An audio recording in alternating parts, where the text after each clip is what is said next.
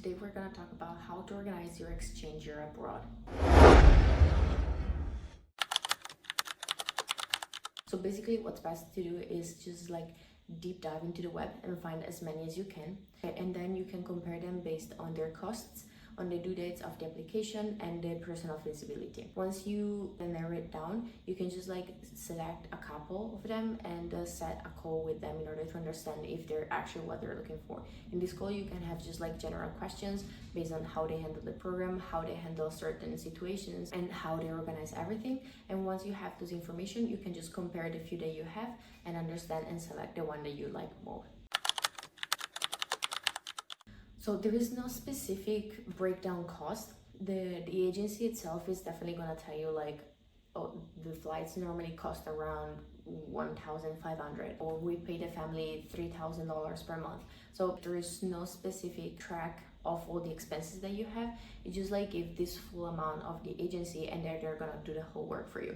So you're not gonna know how much you actually spend for each thing. So you just pay the agency to get everything organized and planned for you. So normally you should apply 1 year before you're planning to go, like let's say July 2026. You should start to like organize everything and get everything done by November. So normally the due date is 7 to 9 months before, because they need time to get everything ready, get the paperwork, and also find your family. Another thing that is important to know is that sometimes when you apply really early in the process, they give you some discounts. So for example, in my case, I got a tablet for the communication with my family when I was abroad. The agency will tell you everything about it and will let you know what to do and when it's the due date. Normally you will need a certain medical certification and do some vaccinations, because the vaccination that you do in your home country are different from the places you're gonna visit. So that's one thing. For the visa, they're gonna let you know, they're gonna book an appointment if you need to go to the embassy. Everything else the agency does for you. Yes, you can also apply if you don't speak English. I would say that's the whole point. It's even better if you don't know the language, because you actually go and learn the language there. So normally the programs and the agencies should be open to everyone. There shouldn't be any requirement that you need to fulfill in order to apply for your exchange year abroad. It depends on the institution you go with. Some of them are government institutions and therefore they have just a fixed number of students and scholarship that they can work with, and therefore yes, in those situations you have to be accepted. If you want to go with private agencies, it's going to be maybe a little bit more expensive, but they're going to just do everything for you.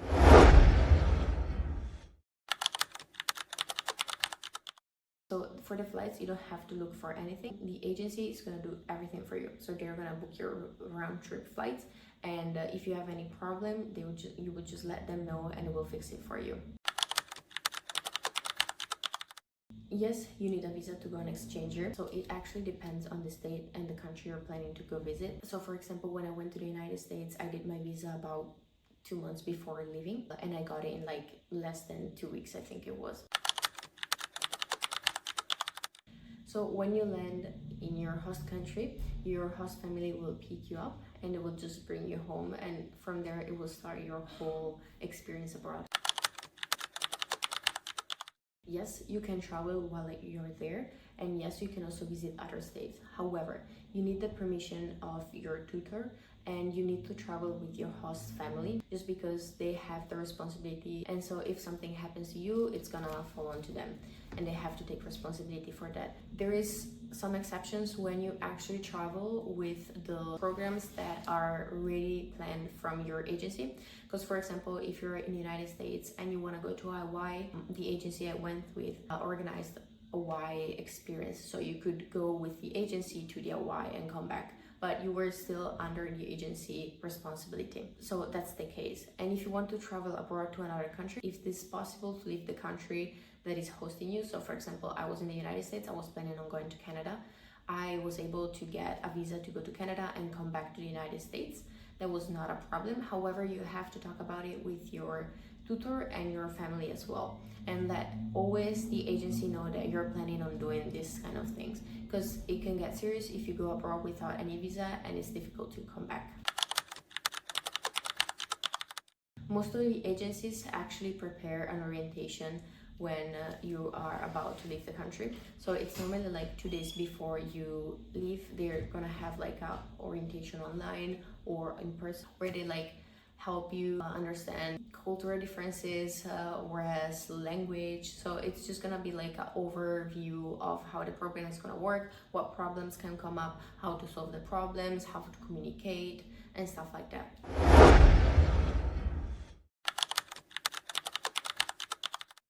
No, you cannot choose your own host family. The family is gonna choose you, and the way they're gonna do it, it's through an application form that you will submit. You will have to fill out a paper that talks about you, so like a personal letter where you talk about who you are, where you come from, your culture, what your experience is, what you like, what you don't like, and then you're also gonna fill out a form where you like talk about the experiences that you want to do, the sports, and so forth. This is gonna help the families understand you better as a person, not only to see you through pictures, but also like to read about you and learn more about you. And once they think you're a good fit, you're gonna be selected by them. So no, it's not possible to pick the family is gonna pick you. Yes, you can change your host family. However, before changing your host family, I would recommend to talk to your tutor and just explain all the problems that you have. And the tutor will try to guide you in the best direction. So if it's just like surface level problem, it's gonna probably suggest for you to talk to your family and just like have a open communications. You both understand each other's sides and how to deal with it. If the problems are more deep down into the root, talk about it to your tutor and see if it's possible to change the family. However, changing the family is not immediate. It requires time. You will still have to live with your host family in the meantime. So make sure that you're still like on good terms with them. So it depends on each family. Some families do provide for transportation and food, some families don't. It differs from person to person and from host family to host family. About the privacy, each student should have granted a private room. So it might be the case that you have to share the bathroom, but your room, it's your room. Yes, you can go out with friends. However, you always have to ask permission to your host family, because as I mentioned, if something happens to you, it's their fault and it's their responsibility. It's also based on the trust that you create with them. So if you have communication, if you talk to them, they'll be more open to like let you experience it. Yes, at school you will get to pick your classes, and I would recommend to just pick whatever you want, because it doesn't really matter when you go back to your home country which classes you've taken or not. There is 3 mandatory classes that you have to take, which is maths, or it can be calculus, pre-calculus, geometry, English, either government or history classes. And then you have other 3 classes that are just free for you to choose. I would just say go with whatever sounds fun and sounds like an experience that you want to try. Yes, so basically all the credits that you get in your school, the agency will do everything and convert those credits for you in your country back home in order to pass on to the next level in your home country. It depends on the state. Some states actually do not accept the exchange year as a full year in their curriculum, and therefore you will have to retake the year. Whenever you start new and you get into a new class, it's definitely gonna be a little bit awkward because you don't know many people, you don't know who's the teacher, it's the first time you're there, they know already each other, or at least they have seen each other around, so you're gonna be like a little bit of an outsider. I would say just relax. If someone asks you questions, be cool and answer. Try to engage in small conversations and just be yourself. Do not try to impress anyone, and it's okay also to be shy, and it's okay also to be a little bit afraid of not knowing if you're actually gonna answer well, a little bit doubtful of your English. That's fine. Just be yourself.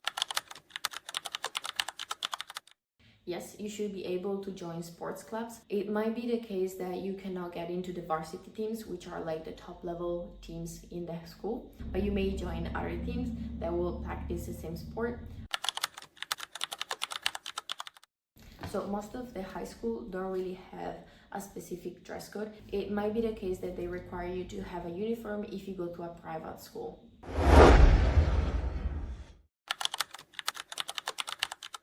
So how much do you spend per month really varies on the activities you do, on the status of your family, and if they pay groceries for you or not.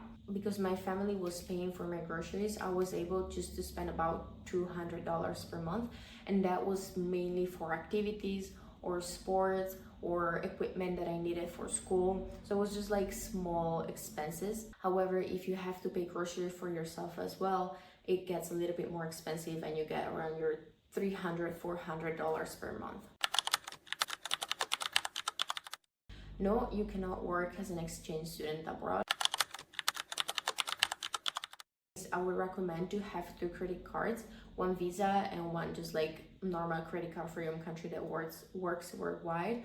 In my case, I had 2 credit cards and I was just paying everything with my first one. The second one was just like in case my first one wasn't working.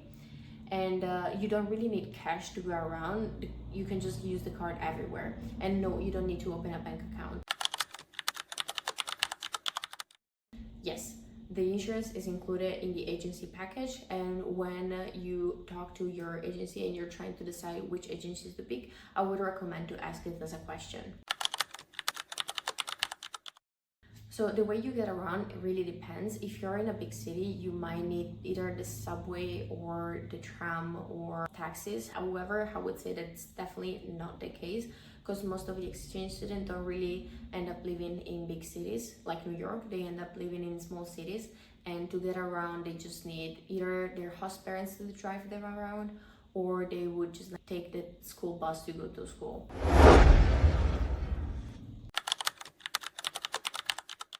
Some big mistakes an exchange student can do is to get into the host family and think that he's gonna keep his own routine and whole lifestyle back from his home country. Because the family, it's gonna feel like you're not trying to adapt to their lifestyle. It would make it more hard to like get along from the beginning. So I would just say like, just try to adapt as much as you can. If you have some problems, talk about it to the family.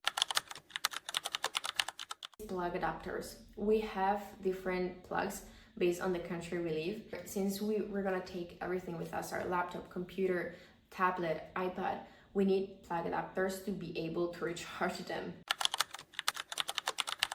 I would say try to forget everything about yourself and be able to rewire and relearn everything. Because when you moved into another country, it's like a whole different experience, a whole different lifestyle. So you have to adapt to it from the beginning. You have to adapt it from the small things. So about homesickness, I would recommend just get busy. Do as many activities as you can after school. Most of the time in the school, you can just like apply for sports, for choir, for theater. So that's a way for you to do not have time to think about it, for you to meet new people, and for you to improve your language skills as well. Because once you get into a team or you get into like a group of people that are like-minded, it's way easier to like get engaged personally and just forget about everything else. Like if you do that often enough, it's gonna become your routine. Something you should mentally prepare yourself before leaving is to not have any expectation. If you have some expectations, that's definitely gonna have an impact on your exchange year as a whole, in the sense that if your expectations are this high and you get there and they're like your exchange year is this low, it's not gonna match, and you're just like gonna live throughout those 6 or 10 months believing that like that what you were expecting and this is what you got, and it cannot get any better, and it's just bad. So do not think or set any expectation, and just take it as it comes to you. So the way you can stay in touch with your family is to call them every weekend. Maybe in the first few weeks, you can call them every weekend on Sunday or Saturday, how it works best for you. And once you kind of get a grip on your life in your host country, you can call them twice a month or maybe just once a month. It really depends on you. The first few weeks I was abroad, I was calling them once a week, and I was also texting them like at least three or 4 days a week. But it helped me also like and smoothing and just like exchange my life from Italy to America and like easing into my American lifestyle as well. These are sort of the things that you should need to understand how an exchange year works and how to prepare your exchange year as well. I hope this video was helpful. If you enjoyed it, please leave a like and subscribe to this channel. In the next few videos, I'm gonna talk about my experiences abroad. Hopefully, they're helpful for you as well. Have a good day.